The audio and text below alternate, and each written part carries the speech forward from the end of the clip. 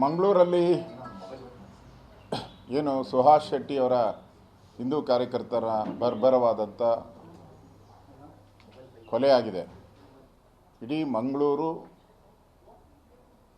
ಬೆಚ್ಚಿ ಬೀಳುವಂಥ ಮತ್ತು ಇಡೀ ಮಂಗಳೂರು ಉದ್ವಿಗ್ನ ಪರಿಸ್ಥಿತಿಗೆ ಮುಟ್ಟಿದೆ. ಇವತ್ತು ಮಂಗಳೂರು ಬಂದ್ ಸಹ ನಮ್ಮ ಹಿಂದೂ ಕಾರ್ಯಕರ್ತರು ಮಂಗಳೂರು ಬಂದ್ ಕರೆದಿದ್ದಾರೆ. ಈಗಾಗಲೇ ನನಗನ್ಸುತ್ತೆ ಈ ಥರದ ಘಟನೆಗಳು ಸಿದ್ದರಾಮಯ್ಯನವರು ಕಳೆದ ಬಾರಿ 2013ರಲ್ಲಿ ಅವರೇನು ಅಧಿಕಾರ ತಗೊಂಡ್ರು, ಆಗಲೂ ಸುಮಾರು 36 ಹಿಂದೂ ಕಾರ್ಯಕರ್ತರ ಕೊಗ್ಗಲೆಯನ್ನು ಈ ISI ಏಜೆಂಟ್ಗಳು, KFD ಅವರು, ಪಾಪ್ಯುಲರ್ ಫ್ರಂಟು ಈ ಥರ ಸಂಘಟನೆಗಳು ಮಾಡಿದ್ದು. ಇದಕ್ಕೆಲ್ಲ ಮೂಲ ಕಾರಣ ಪಾಕಿಸ್ತಾನ ಜಿಂದಾಬಾದ್. ಅದೇನೋ ಗೊತ್ತಿಲ್ಲ, ಕಾಂಗ್ರೆಸ್ ಬಂದಾಗ ಮಾತ್ರ ವಿಧಾನಸೌಧದಿಂದ ಹಿಡಿದು ಬಡಾವಣೆಗಳವರೆಗೂ ಪಾಕಿಸ್ತಾನ ಜಿಂದಾಬಾದ್ ಜಿಂದಾಬಾದ್ ಅಂತ ಹಾಕ್ತಾರೆ.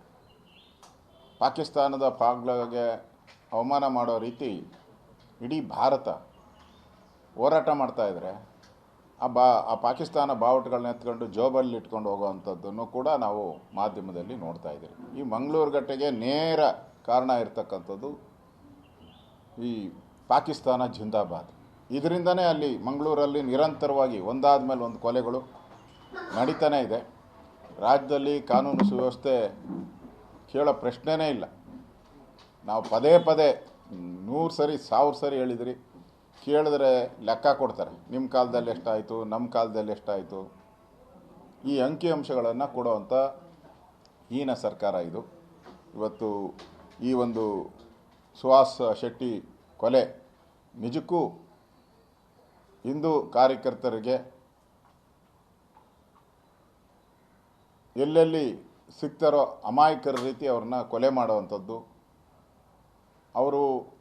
ಅವ್ರ ಹತ್ರ ಯಾವುದೇ ಆಯುಧ ಇಲ್ಲ ಅಂತೇಳಿ ಗೊತ್ತಾದ ಮೇಲೆ ಅಟ್ಯಾಕ್ ಮಾಡಿರೋವಂಥದ್ದು. ಅದನ್ನು ಮಾಹಿತಿ ಕೊಟ್ಟವ್ರು ಯಾರು? ಮಾಹಿತಿ ಕೊಟ್ಟಿದ್ದರಿಂದನೇ ಇವರು ಕೊಲೆಯನ್ನು ಮಾಡಿದ್ದಾರೆ, ಬರ್ಬರವಾಗಿ ಮಾಡಿದ್ದಾರೆ. ಇದರಿಂದ ಇವತ್ತು ರಾಜ್ಯದಲ್ಲಿ ಈಗ ಕಾಂಗ್ರೆಸ್ ಸರ್ಕಾರ ಒಂದು ಕಡೆ ಸಿದ್ದರಾಮಯ್ಯನವರು ಯುದ್ಧ ಬೇಡ ಅಂತ, ಪಾಕಿಸ್ತಾನ ಪಾಪ ಪಾಕಿಸ್ತಾನ ಅಂತಾರೆ, ಇನ್ನೊಂದು ಕಡೆ ಇಲ್ಲಿ ಪಾಕಿಸ್ತಾನ ಜಿಂದಾಬಾದ್ ಅಂತ ಕೂಗೋರಿಗೆ ನಾನು ಕ್ರಮ ತೆಗೆದುಕೊಳ್ತೀನಿ ಅಂತೇಳಿ ದೇಶದ್ರೋಹಿಗಳ ಮೇಲೆ ಕ್ರಮ ತೆಗೆದುಕೊಂಡದ. ದೇಶದ್ರೋಹಿಗಳ ಮೇಲೆ ಸರಿಯಾದಂಥ ಬುದ್ಧಿ ಕಲಿಸೋವಂಥ, ಅವ್ರಿಗೆ ಗುಂಡಿಡುವಂಥ ಒಂದು ಕಾಯ್ದೆ ಬಂದರೆ ಮಾತ್ರ ಈ ದೇಶ ಸುರಕ್ಷಿತವಾಗಿರ್ತೈತೆ. ಇವತ್ತು ಈ ಘಟನೆ ಭಾಳ ಇಡೀ ಹಿಂದೂ ಕಾರ್ಯಕರ್ತರಿಗೆ ನೋವಾಗಿದೆ. ನಾನು ಕೂಡ ಖಂಡಿಸ್ತೀನಿ ಈ ರಾಜ್ಯ ಸರ್ಕಾರದ ವೈಫಲ್ಯ.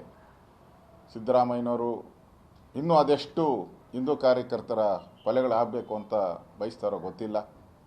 ಕ್ರಮ ತೆಗೆದುಕೊಂಡಿದ್ರೆ ಮೊದಲೇ ಆದಾಗ, ನೇಹ ಹತ್ಯೆ ಆದಾಗ, ಲವ್ ಜಿಹಾದ್ ಆದಾಗ ಇವೆಲ್ಲ ಕ್ರಮ ತೆಗೆದುಕೊಂಡಿದ್ದರೆ, ಕಠಿಣ ಕ್ರಮ ತೆಗೆದುಕೊಂಡಿದ್ದರೆ ಇವೆಲ್ಲ ನಡೀತಾನೆ ಇರಲಿಲ್ಲ. ಘಟನೆ ಕೇಳಿದ್ರೆ ಈಗ ಅದು ಹಿಂದಿನ ದ್ವೇಷದ ರಾಜಕಾರಣ ಅಂತ ಹೇಳ್ತಾರೆ. ಏನು ಪಾಕಿಸ್ತಾನ ಜಿಂದಾಬಾದ್ ಕೂಗೋದು ದ್ವೇಷದ ರಾಜಕಾರಣನ? ಪ್ರತಿಯೊಬ್ಬ ನಾಗರಿಕ, ಭಾರತೀಯ ನಾಗರಿಕನಿಗೂ ಯಾರಾದರೂ ಹಿಂಗೆ ಭಾರತದ ಬಗ್ಗೆ ಧಿಕ್ಕಾರ ಕೂಗಿದ್ರೆ, ಪಾಕಿಸ್ತಾನ ಜಿಂದಾಬಾದ್ ಅಂದ್ರೆ ಮೈಯಲ್ಲಿ ರಕ್ತ ಕುದಿಯುತ್ತೆ. ಅದನ್ನು ಇವರು ಕ್ರಮ ಅಂತ ಹೇಳ್ಕೊಂಡು ಹೋದರೆ ಅವರು ಕೂಗ್ತಾನೇ ಇದ್ದಾರೆ. ಅದರಿಂದ ಈಗ ನಾನು ಮತ್ತು ನಮ್ಮ ರಾಜ್ಯದ ಅಧ್ಯಕ್ಷರಾದಂಥ ವಿಜಯೇಂದ್ರ ಅವರು ಆ ಸ್ಥಳಕ್ಕೆ ಮಂಗಳೂರಿಗೆ ಈಗ ತೆರಳ್ತಾ ಇದ್ದೀರಿ. 11:30 ಫ್ಲೈಟ್ ಹೋಗ್ತಾ ಇದ್ದೀರಿ. ನಾವು ಹೋಗಿ ಅಲ್ಲಿ ಈ ಪ್ರತಿಭಟನೆಯಲ್ಲಿ ನಾವು ಪಾಲ್ಗೊಳ್ತಾ ಇದ್ದೀರಿ. ಅವ್ರ ಮನೆಗೂ ಹೋಗ್ತಾ ಇದ್ದೀರಿ. ಅವ್ರ ಮನೆಗೆ ಹೋಗಿ ಅವರ ಕುಟುಂಬದವ್ರನ್ನ ಭೇಟಿ ಮಾಡಿ ಅವರಿಗೆ ಸಾಂತ್ವನ ಹೇಳುವಂಥದ್ದು ಮತ್ತು ಅಲ್ಲಿ ಇಡೀ ಕಾನೂನು ಸುವ್ಯವಸ್ಥೆ ಹದಗೆಟ್ಟಿರೋದ್ರ ಬಗ್ಗೆನೂ ಕೂಡ ಸರ್ಕಾರದ ಗಮನಕ್ಕೆ ತರುವಂಥ, ಪೊಲೀಸ್ ಇಲಾಖೆ ಗಮನಕ್ಕೆ ತರುವಂಥ ಕೆಲಸವನ್ನು ಮಾಡ್ತೀವಿ.